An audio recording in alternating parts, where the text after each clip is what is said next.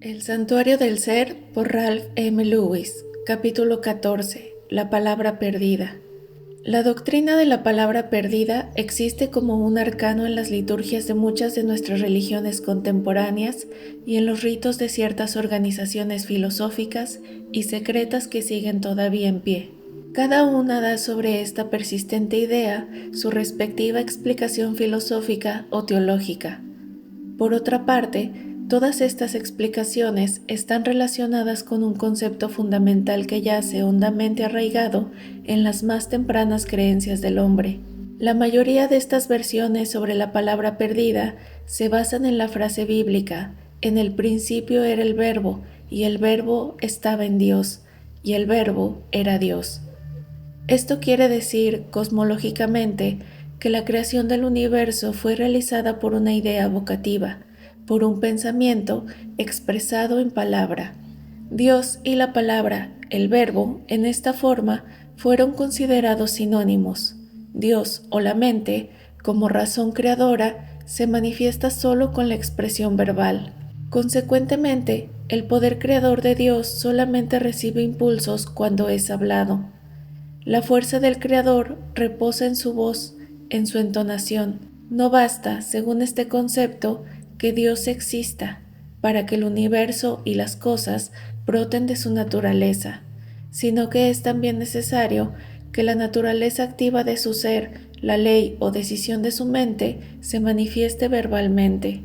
Los hombres han observado que todas las cosas naturales obedecen a una ley propia, es decir, que dependen de una causa particular ingénita y que tales causas y tales leyes forman millares. Así pues, han llegado a la conclusión de que la primera palabra que fuese jamás pronunciada debió ser en una síntesis de todas las leyes cósmicas y naturales. Según este criterio, la palabra no hizo nacer de otras sustancias los elementos del universo.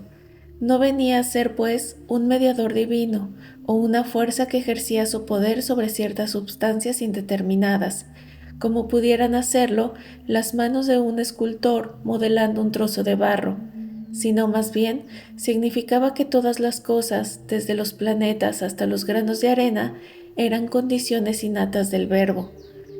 Este se concebía, pues, como una energía ondulante y vibratoria en la cual existía la esencia básica de todas las cosas. Por analogía, puede ser comparada a un sonido único que incluyera simultáneamente todas las octavas y todos los tonos. De esta manera, la existencia de cada sonido individual que el oído pudiera percibir o discernir dependería del sonido integral, o sea, de la causa original. Así, conforme todo color es un fragmento o componente de la luz blanca, asimismo, toda la creación es parte de la compleja ley que está incluida en el Verbo. Por consiguiente, el Verbo está investido con la importancia de ser la clave del universo. Aquel que llegara a conocerlo y pronunciarlo alcanzaría el dominio de toda la creación. Paralelamente con este raciocinio, encontramos la creencia de que la ley de la creación o el logos, una vez que fue expresado vocativamente como verbo, jamás dejó de existir, ni pereció o disminuyó. Todas las cosas siguen basando su causa en el continuo tremolar o naturaleza vibratoria de este verbo. Así como la luz de una bombilla eléctrica depende, en efecto, de una causa constante, en este caso el fluido eléctrico que va al filamento recalentado de la bombilla, así también todas las manifestaciones deben su existencia a las continuas reverberaciones del verbo a través del espacio o universo. La naturaleza vibratoria de cada cosa se encuadra en una gigantesca escala o teclado. Cada realidad está relacionada, en cierto modo, con una nota o una combinación de ellas, que es una parte integral del verbo. Así pues, según este concepto, cierta combinación de vocales contendría la escala creadora completa de energía cósmica. Muchas organizaciones filosóficas y religiosas que conservan en su seno la tradición del verbo, la palabra, postulan que el hombre poseyó una vez el conocimiento de éste como parte de su patrimonio legal y divino, y que dicho conocimiento le otorgaba un poder verdadero sobre su dominio, la tierra. La forma en que el ser humano se vio despojado de semejante tesoro o de cómo perdió el verbo es una tradición que cada grupo explica de diverso modo. Cada grupo igualmente cree según su criterio particular que el hombre puede llegar a redimirse y a recobrar la palabra perdida, el verbo original o al menos ciertas sílabas de su composición. Postulase que esta redención se llevará a cabo por medio de la síntesis de un conocimiento esotérico y exotérico, o sea, gracias al estudio de las ciencias básicas naturales y a la adoración de Dios o comunión con lo absoluto. Ciertas sílabas o vocales que se cree son parte de la palabra perdida siguen perpetuándose hoy en ritos y ceremonias sagradas, y cuando se pronuncian, producen sorprendentes manifestaciones y beneficiosos y creadores poderes. Durante muchos siglos, los Rosacruces han utilizado estas vocales con sorprendentes resultados para las varias necesidades de la vida. Otros místicos declaran que la palabra perdida resulta inefable para el hombre y que éste sería incapaz de pronunciarla, aunque llegase a conocer su contenido. Lo más que puede llegar a pronunciar serán algunas palabras de sus sílabas y adquirirá, por medio de ellas, un enorme poder personal. Dijimos ya que esta creencia tiene su origen en las más remotas edades del pensamiento humano. Un repaso de la historia nos llevará a comprender mejor este misterio que ha alcanzado la categoría de respetable doctrina. Según un antiguo texto litúrgico, el vocablo sumerio para la palabra verbo es inim, que se pronunciaba enem. De esta palabra se derivó el concepto del encantamiento.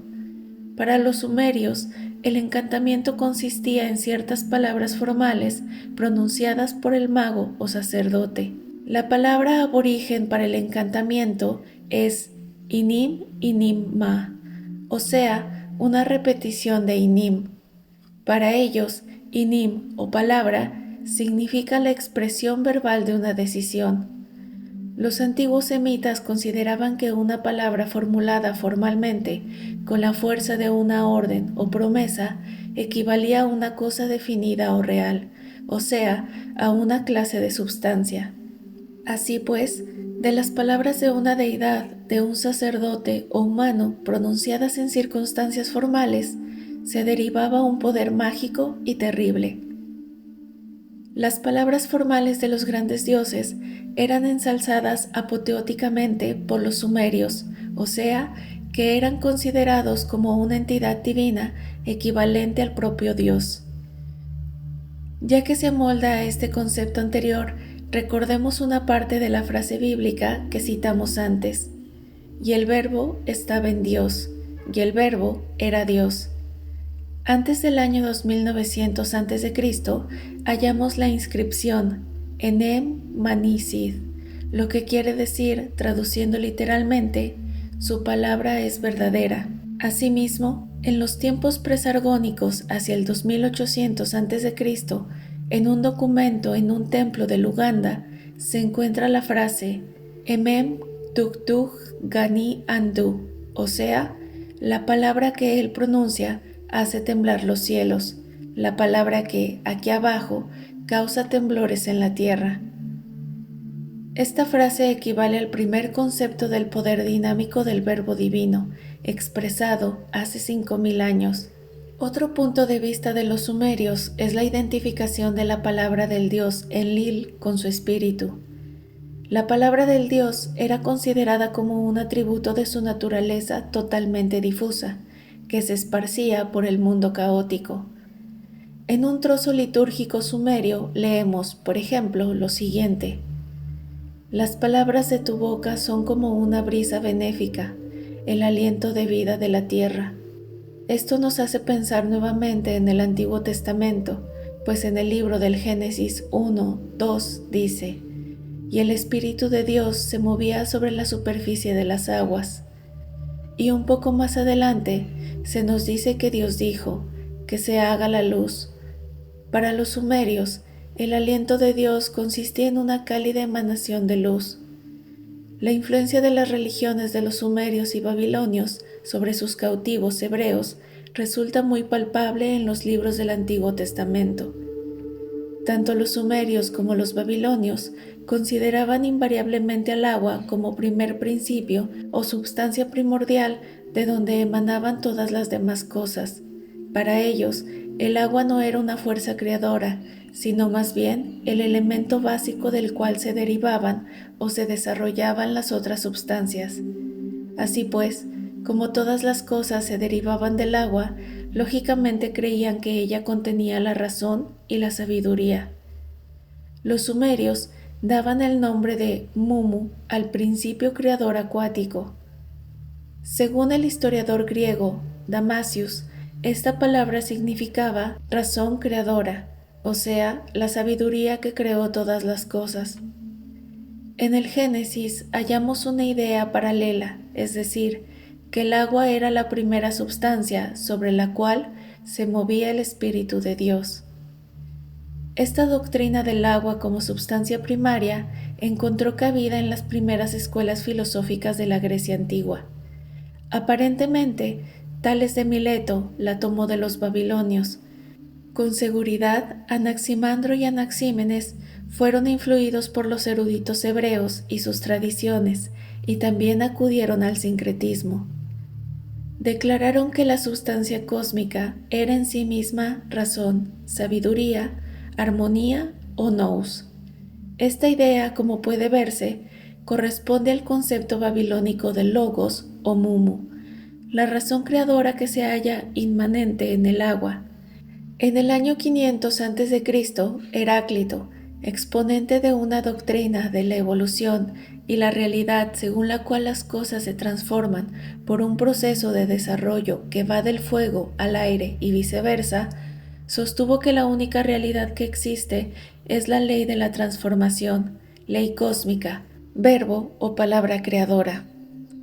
Gradualmente vino a producirse una transición y el verbo como manifestación divina se vio reemplazado por el logos, ley. Este logos era la voluntad de Dios, expresada como una ley inmutable y activa en el universo. Los antiguos estoicos sostuvieron que el principio divino o causa primaria era el pneuma, o aliento de Dios, que se extendía por doquier. Este aliento se manifestaba en forma de diversas series de leyes creadoras en la materia. Luego se transformaron en leyes físicas que la ciencia conoce y estudia. Este aliento o logos vino a ser para el hombre un espíritu menor que actuaba en él con categoría de alma. El filósofo ecléctico judío Filón, del comienzo de la era cristiana, amplió el concepto del logos hasta transformarlo en la más importante doctrina central de una filosofía que halló cabida en los dogmas teológicos de algunas de nuestras prominentes religiones modernas. Según él, el logos era, por una parte, la sabiduría divina, el poder productor racional del Ser Supremo. En otros términos, el logos era la mente de Dios. Por otra parte, este logos no constituía la naturaleza absoluta de Dios, no era la substancia de la deidad, era, más bien, un atributo de su naturaleza. Era la razón que brotaba de él como una emanación. Se decía que era la razón articulada.